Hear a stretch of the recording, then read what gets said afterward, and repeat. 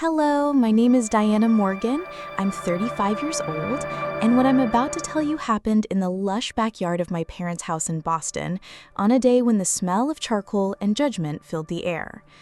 It was the afternoon my 7-year secret life was about to spectacularly collide with my family's perception of me as a failure. My sister, Abigail, was about to have the interview of her life, not knowing that the person on the other side of the table would be me. Before we dive headfirst into this story, which changed my life forever, I ask that you subscribe to the channel and like this video. It helps me a lot to continue sharing my experiences with you. Believe me, you'll want to see how my family's perception of failure was about to be completely shattered. Growing up as the different daughter of the Morgan family meant constantly swimming against the current of expectations in our upper middle class home, nestled in a respectable Boston suburb. From elementary school onward, I questioned the well-worn paths my parents considered non-negotiable. While my sister Abigail excelled at following their blueprint for success with military precision, Martha and Robert Morgan built their identities around impressive credentials and conventional achievements. Dad graduated summa cum laude from Harvard Law before joining a prestigious firm, while Mom leveraged her Yale MBA into a banking career she reluctantly paused to raise successful children. They saw life as a series of predictable stepping stones: elite college, advanced degree, respected profession, timely marriage, well-behaved children, comfortable retirement. This philosophy transformed Abigail into their crowning achievement: class valedictorian, Cornell graduate, and a relentless collector of accolades that adorned our living room walls like trophies of parental victory. Meanwhile, my early entrepreneurial ventures were dismissed as concerning evidence of an unfocused personality. The lemonade stand I expanded into 3 neighborhood locations at age 9, the custom friendship bracelet business that funded my first computer at 12, the website design service I launched for local businesses while still in high school. Diana has potential if she would just apply herself properly, became my parents' standard explanation at family gatherings, delivered with tight smiles and furrowed brows. The breaking point arrived during my 2nd year of law school, a path I'd chosen primarily to placate my parents. It was then that I discovered a technological solution to a document processing problem that lawyers had been struggling with for decades. The programming skills I taught myself during late nights suddenly crystallized into a business concept that made my heart race with excitement. When I announced my decision to leave law school to pursue this vision, my parents didn't just disapprove, they orchestrated a full-scale family intervention, with Abigail sitting primly beside them as the exemplar of good choices. "You're throwing your life away," my father declared, his voice escalating with each word. "No Morgan has ever dropped out of anything." Mom nodded vigorously, adding, "What about financial security, respect, your future family?" Abigail remained silent, but her expression spoke volumes. A mixture of secondhand embarrassment and barely concealed satisfaction at being, once again, the daughter who wouldn't cause such disappointment. That evening marked the beginning of my gradual separation from family gatherings, not through a dramatic declaration, but through the natural drift that occurs when fundamental values no longer align. While they expected me to come to my senses within months, I instead poured every waking hour into building Nexus solutions from nothing, surviving on ramen noodles and determination. The distance between us grew proportional to my company's growth, though they remained unaware of either trajectory. I made the deliberate choice to operate professionally under my mother's maiden name, ensuring that casual Google searches of Diana Morgan wouldn't reveal my mounting accomplishments. For 7 years, I constructed a life and a company separate from their knowledge or approval, watching from afar as they continued to celebrate Abigail's adherence to the prescribed path. The irony wasn't lost on me. While they worried about my ability to support myself, I was quietly building a company valued at over $300 million. Their perception of me remained frozen in time, the disappointing daughter. What they couldn't see was that their lost daughter had found exactly what she needed by walking away from their narrow definition of success. The annual Morgan family barbecue began promptly at 3 p.m. on the last Saturday of June, a ritual as predictable as my mother's passive-aggressive comments about my life choices. This particular gathering marked my first appearance in nearly 8 months, a decision prompted more by curiosity than nostalgia, after receiving my mother's text mentioning that Abigail had exciting career news. I arrived intentionally 10 minutes late, parking my modest Toyota several blocks away instead of the sleek Tesla that actually belonged to me, another calculated choice to maintain the facade. The familiar scent of my father's barbecue sauce permeated the air. My Aunt Caroline spotted me first. "Diana, what a lovely surprise!" she exclaimed, air kissing my cheeks while discreetly assessing my clearance rack sundress. "We were just talking about Tyler's new position at Massachusetts General," she continued, gesturing toward my cousin, who was proudly recounting some surgical procedure. My father manned the grill with an engineer's precision. 18 minutes each side, never more, he explained to my Uncle Paul. His eyes met mine briefly, his greeting a tight, "Diana." Mom emerged from the kitchen, balancing a tray of deviled eggs. "Diana, I wasn't sure you'd make it," she said, code for, "I assumed you wouldn't bother showing up, as usual." Uncle James materialized beside me, drink already half empty. "So, kiddo, what are you doing with yourself these days? Still figuring things out?" The familiar question hung in the air. I offered my standard vague response about working in tech, which they interpreted as telemarketing or data entry. "Tech, huh? Good field if you can get established," he replied with thinly veiled skepticism. The afternoon progressed predictably. Conversations about mortgages, private schools, and vacations dominated. The collective attention shifted dramatically when my mother clinked her glass. "Before we eat, Abigail has some wonderful news to share," she announced. Abigail rose gracefully. "I'm thrilled to announce that after months of networking, I've secured an interview with Nexus Solutions," she proclaimed. "It's an executive position in their legal department." The family's reaction suggested she just announced a guaranteed Nobel Prize. Nexus is absolutely disrupting the entire legal technology sector, my father announced authoritatively, despite never having mentioned the company before.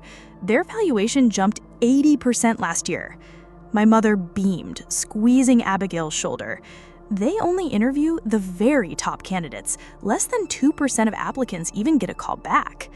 The irony of hearing my own company's statistics quoted back to me nearly caused me to laugh, which I disguised as a cough. My mother's gaze then shifted to me, her expression transforming from radiant pride to disappointment. "Why can't you be focused like your sister, Diana? At 35, you should have found your path by now." The table fell silent. Abigail filled the pause. "I'm sure Diana is doing fine in her own way." She said this with such condescension that it sounded more insulting than silence. This opened the floodgates for a family-wide assessment of my shortcomings, veiled as concern. Aunt Patricia wondered if I'd considered administrative work. Uncle James suggested it wasn't too late for community college. Throughout this public dissection, I maintained a slight smile, mentally reviewing the quarterly projections meeting I'd be leading on Monday. It was then that I made the quiet decision that tomorrow, after Abigail's interview, would finally be the day when perceptions and reality collided. The contrast between my family's perception and my actual circumstances hit me with renewed force as I entered my penthouse apartment overlooking the Charles River that evening. I kicked off the deliberately scuffed flats and stepped onto the cool marble floor. Floor-to-ceiling windows captured Boston's glittering skyline. Shrugging off the clearance rack sundress, I changed into silk loungewear and poured myself 2 fingers of 18-year-old single malt, a small reward for enduring 3 hours of thinly veiled criticism. My ruminations were interrupted by a call from Thomas Blackwood, Nexus Solutions COO. "The interview schedule is finalized for tomorrow," he began, without preamble. 8 candidates for the senior legal counsel position, including an Abigail Morgan, scheduled for 10:30. Any relation? The question I'd been anticipating for weeks had finally arrived. My sister, actually. She doesn't know I'm associated with Nexus. She believes I'm still finding myself. The momentary silence on the other end conveyed Thomas's surprise. quite a coincidence," he finally offered, diplomatic as always. "Should we reschedule her?" The offer was tempting, but something deeper pushed me to confront the situation. "No, keep the schedule. I'll conduct her interview personally." After the call, professional curiosity compelled me to review Abigail's application materials. Her resume was the expected list of achievements. What caught my attention, however, were several subtle exaggerations. A leadership role on a case where I knew she had been a supporting associate, a claim about developing client relationships that appeared inflated, and most notably, a statement about proficiency with advanced legal technology platforms that seemed dubious. As CEO, I maintained strict hiring standards. As a sister, I understood Abigail's desperate desire for this position. My deliberation was interrupted by my phone vibrating with Abigail's name. "Diana, thank goodness you picked up," she began with forced cheerfulness. "I know we haven't talked much, but I could really use your input on something important. It's about my interview tomorrow at Nexus Solutions. I know you work in tech. Even if it's not, executive level, I thought you might have some insights." The conversation that followed was surreal. Abigail alternated between seeking genuine advice and offering condescending career guidance. "After I secure this position, I could probably put in a good word for you," she offered magnanimously. "They must need people in IT support." I murmured non-committal thanks. "You know, Diana, it's never too late to get your life together. Look at me. I've followed a clear path, made strategic choices. You could turn things around too with some structure." The temptation to reveal everything was nearly overwhelming, but I recognized it as an impulse driven more by petty satisfaction than constructive purpose. Instead, I offered genuinely useful interview advice, stripped of any hints about my actual role. After the call, I spent much of the night weighing my options. By morning, I had arrived at a decision that honored both my professional responsibilities and the complicated love I still held for my family. The next morning, I arrived at Nexus headquarters 30 minutes early. The gleaming 32-story building reflected the morning sunlight. "Good morning, Miss Winters," the staff greeted me as I crossed the lobby toward the private elevator. In my 30th floor office, Thomas was waiting. "I've briefed the interview panel about the unusual circumstances with Miss Morgan," he confirmed. The morning progressed efficiently. During a short break, I received a notification that Abigail had checked in at reception. Through the glass wall of our conference room, I watched the elevator doors open, revealing my sister. The receptionist directed her to the waiting area with a gesture that unintentionally pointed in my direction. Her eyes passed over me initially, then snapped back with a comic double take, her practiced interview smile faltering. I approached the reception area, extending my hand formally. "Miss Morgan, thank you for coming in today. I'm Diana Winters, CEO of Nexus Solutions. Please follow me." Abigail's hand felt cold and limp in mine. "Diana, you work here? You're with reception." "I founded Nexus Solutions 7 years ago and have served as CEO since its inception," I clarified, leading her toward the conference room. The 90 minutes that followed were surreal. My normally poised sister struggled through standard questions, darting bewildered glances in my direction. Her responses became increasingly disjointed. When Raj inquired about her experience with tech platforms, Abigail's claim of extensive familiarity crumbled under basic follow-up questions. Veronica's probing about complex legal scenarios yielded similarly superficial responses. After the panel members excused themselves, the facade between our identities finally dissolved. "I don't understand. You're actually running this entire company? Why did you never tell us?" Because their definition of success never aligned with my vision, and at some point I stopped needing their validation to measure my own worth. Abigail's face cycled rapidly through disbelief, anger, and embarrassment, finally settling into something resembling panic. "So yesterday, when everyone was talking about how directionless you are, you already knew?" "Yes. God, I even called to give you career advice. This is humiliating." Instead of responding, I brought her a glass of water. Abigail, I didn't orchestrate this to embarrass you. What troubles me isn't that you didn't know about my position. It's that your application contains several claims that don't align with the reality of your experience. Abigail's professional mask crumbled entirely. "Do you have any idea what it's like?" she asked, tears in her eyes. "Being the successful daughter that mom and dad parade around, the expectations never stop. Every achievement just raises the bar for the next impossible standard. I've been miserable at Sullivan and Cromwell for years, but quitting without something better wasn't an option." The revelation of Abigail's private struggles shifted something fundamental in my perception. The golden child and the disappointment suddenly appeared as two sides of the same damaged coin. "I had no idea," I admitted. Abigail gave a hollow laugh. "That's what makes this so ironically perfect. You escaped their expectations and built something extraordinary. I followed their blueprint exactly and ended up miserable, faking qualifications for a job interview at my rebellious sister's company." The absurdity of the situation finally broke the tension, causing us both to laugh with a genuineness I couldn't remember sharing with my sister since childhood. The emergency family dinner orchestrated by Abigail that evening brought me back to my parents' home. "This concerns all of us," Abigail said firmly, guiding me into the dining room. "The interview went differently than I expected. I discovered something significant about Nexus Solutions." She paused, looking at me. "I founded Nexus Solutions 7 years ago," I stated simply. The shocked silence was broken by my father's skepticism. "That's impossible." My mother grabbed her phone. "Nexus Solutions, Diana Winters is listed as the founder. There's a profile in Forbes." Her gaze lifted from the screen. "Is this true?" "Why wouldn't you tell us?" my father asked, genuine confusion in his voice. "Because the measure of my success isn't whether it impresses you," I replied.